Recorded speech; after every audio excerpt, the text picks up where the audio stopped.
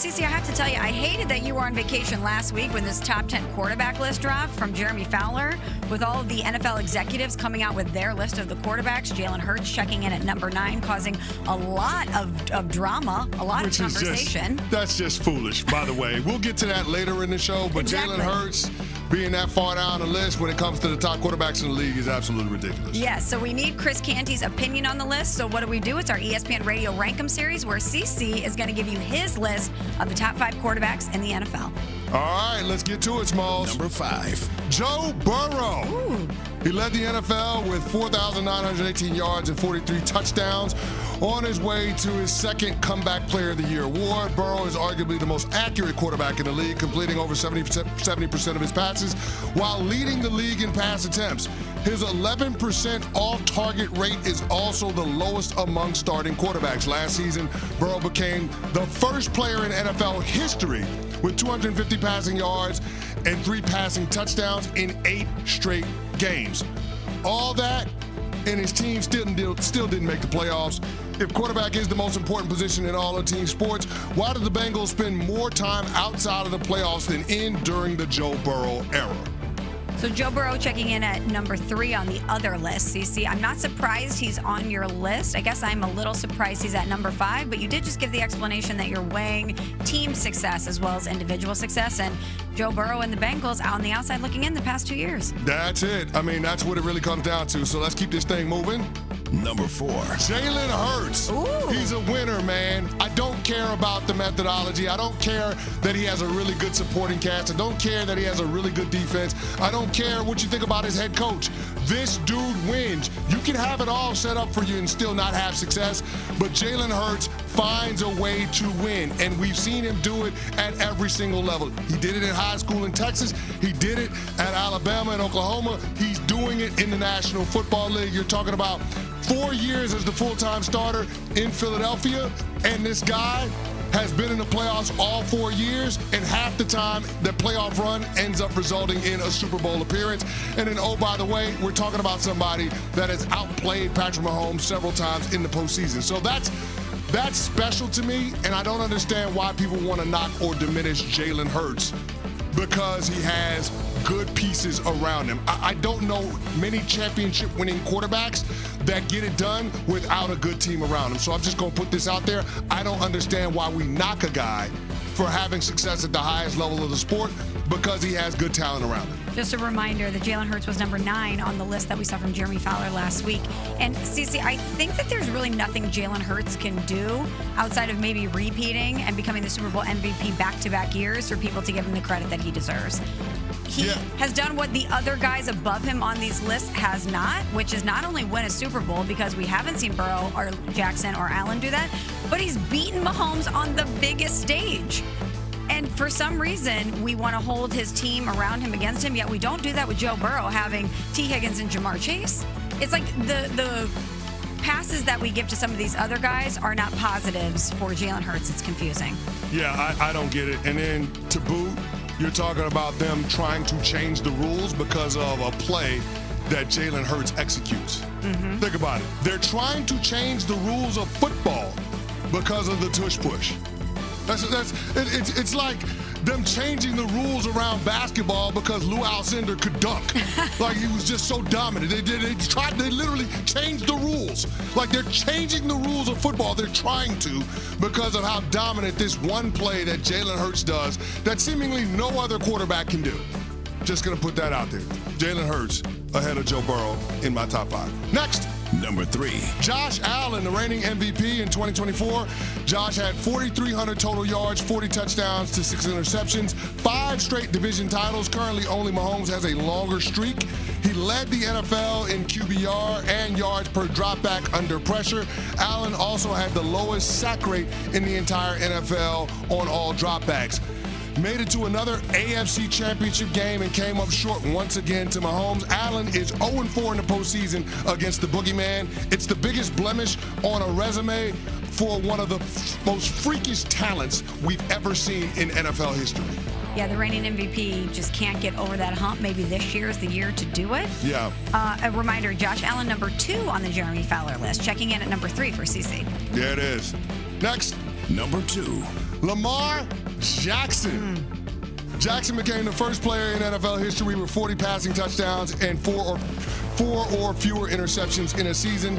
He led the NFL in total QBR and yards per dropback and set new career highs in passing touchdowns, passing yards, yards per attempt, and touchdown to interception ratio. 10-1 on touchdown to interception ratio is crazy. And oh, by the way, you're talking about somebody that wins 74% of his games. Arguably the greatest runner we've ever seen at the quarterback position. He also finished in the top 5 in QBR from the pocket each of the last 2 seasons. The biggest knock on Lamar is that he shrinks in the playoffs. We saw it again up in Buffalo last year with multiple turnovers. He's got a 3-5 postseason record, only 3 games with a passer rating over 100 to 5 games with the passer rating below 80. Just for context, league average when it comes to passer rating during the regular season was 90. So Lamar Jackson is really, really bad when it comes to performance in the postseason. Something about that has to change for what I have as the second best quarterback in the National Football League. I'm so glad you placed him here, Cece, because with the Jeremy Fowler list, so much of the conversation was around Jalen Hurts coming in at number 9. I was like, how is Lamar Jackson number 4 on this list? How is he number 4 behind Josh Allen and Joe Burrow when he's had far more individual success and has arguably been far more dominant than those two guys? Yeah, it's wild to me, the disrespect toward Lamar Jackson. The guy almost became a 3-time MVP winner. Right. Think about that. Lamar Jackson almost became a 3-time MVP winner. Smalls, I don't understand the disrespect toward Lamar. It just doesn't make any sense. He's been in the league 7 years, full-time starter for 6, and he almost won his 3rd MVP. It's absolutely incredible. And arguably his best season. His best season.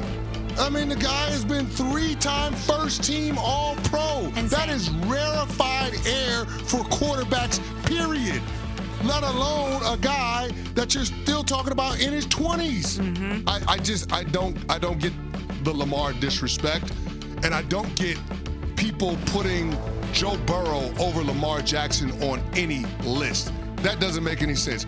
Just do yourself a favor and check the head-to-head record for Joe Burrow against Lamar Jackson. They're in the same division, so I do feel like it's pertinent. I do feel like it's relevant. Just check the record. Do yourself a favor before you put Joe Burrow ahead of Lamar Jackson again. Next. Number 1. Patrick Mahomes. I could go into this long soliloquy about how great Patrick Mahomes is. I'm not going to do that here, Smalls.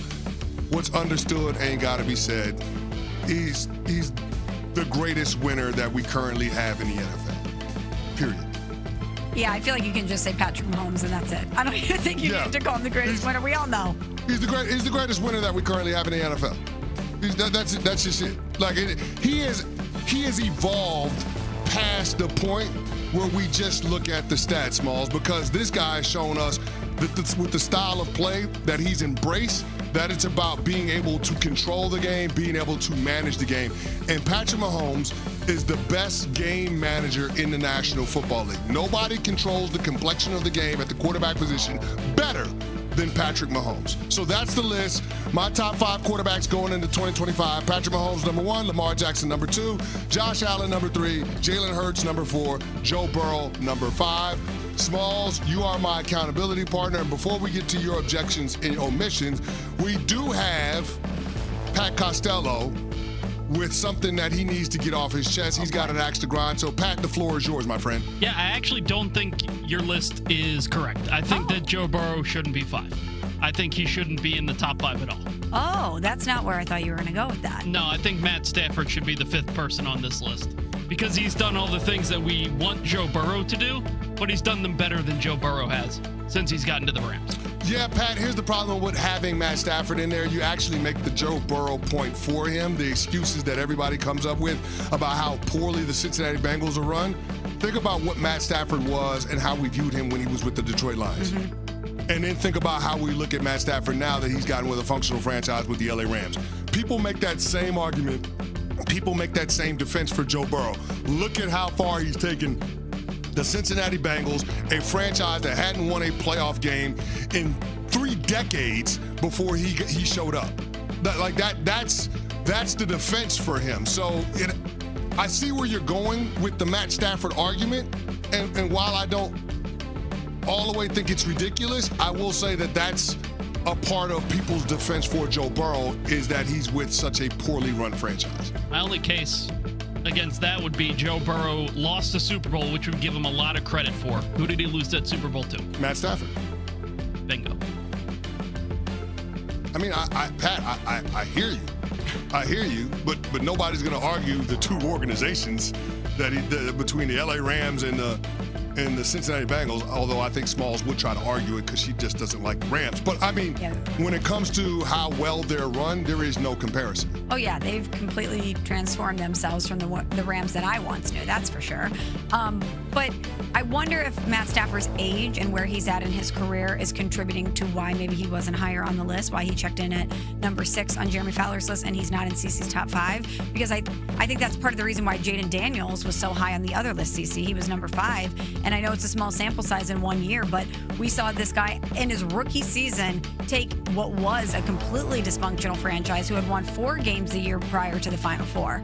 And he doesn't seem like he's going to take any sort of a step back. So maybe part of the reason why Matt Stafford isn't in that conversation in a bigger way is because of where he's at in his career, even though he's still incredibly productive. When did we start giving guys more credit for losing than winning? This is such a random, weird trend to me where, like, all these guys get all this credit for not winning games more than the guys who actually won. I don't understand it. That's insane. Yeah, I mean, I'm with you on that one, Pat. I would say this, like, if I've got to have another quarterback in the top 5, I would probably lean toward Jayden Daniels over Matt Stafford. That's just me. But, yeah, I get the argument. That 5th spot it becomes really, really interesting. But how people view the quarterback, I guess, pantheon right now, they actually look at it as a top 4, not a top 5. And they include Joe Burrow in that top 4. And that's the part that I just don't get. I think that's a bridge too far because quarterback has more influence on the game than any other individual within the organization. And yet we're talking about Joe Burrow being outside looking into the playoffs more often than not. Something about that just doesn't make sense. It's hard to reconcile those two things. Well, coming up next, a lot of conversation about Jalen Hurts, and one former MVP doesn't even think he's in the top 10. We'll talk about it next here on Unsportsmanlike. The NFL on ESPN Radio. Quay trở lại với kênh YouTube của mình. Bây giờ mình sẽ tiếp tục đi tô màu để gửi tặng cho các bạn. Và đây mình cần chuẩn bị đó là phút sáp màu. Đây là sản phẩm in sẵn để mình tô màu này. Đây là điện thoại để quay video này. Đây là điện thoại để mình quay video. Đây là giá đỡ điện thoại. Bây giờ mời các bạn cùng theo dõi quá trình mình tô màu. Và các bạn xem video của mình thì đừng quên ấn like và đăng ký kênh để ủng hộ mình nhé. Cảm ơn các bạn rất là nhiều. Mình sẽ được chi tiết tô màu nhé.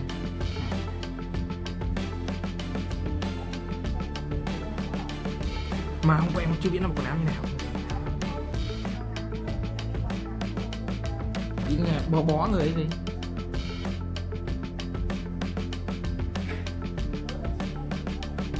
Đúng không? Một. Nhưng mấy cái mẹ này còn lắm mồm nó còn nói ác.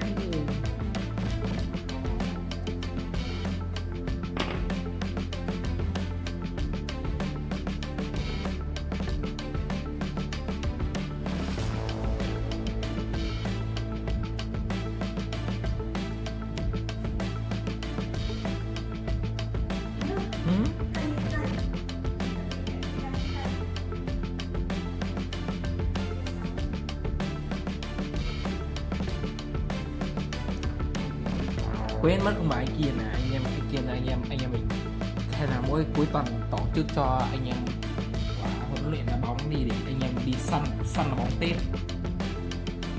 Chứ trong đây lòng mới thầy chả biết đá đâu cả.